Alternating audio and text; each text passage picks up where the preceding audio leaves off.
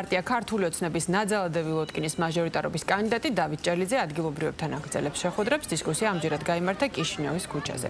განიხილეს საარჩევნო პროგრამის პრიორიტეტები, აქცენტი გაკეტა გამწვანებული სივრცეების რეაბილიტაცია მოწყობაზე, საგზაო ინფრასტრუქტურის მოწესრიგებასა და ჯანდაცვის პროგრამების დაფინანსებაზე. თბილისის საკრებულოში ნაძალადევის რაიონის მოსახლეობას 4 წარმომადგენელი ეყოლება. მოვისმინეთ ადგილობრივი მაცხოვრებლების პრობლემები, ვისაუბრეთ განხორციელებულ პროექტებზე, რომელიც ბატონი კახის თაოსნობით განხორციელდა ჩვენს რაიონში და მთელ თბილისში. განვიხილეთ პრობლემების მოგვარების გზები. ჩვენ დიდი იმედი გვაქვს ლოტკინის მოსახლეობის მხარდაჭერის. იცით, ჩვენი ოფისი მდებარეობს ცოტნე დადიანის 151 ნომერში და მუდმივად მზად ვართ მოსახლეობისთან შეხვედრისათვის და პრობლემებზე სასაუბროთ. ვისაუბრეთ განხორციელებულ პროექტებზე, იმ პრობლემებზე, რომელიც აწუხებს ადგილობრივ მაცხოვრებლებს.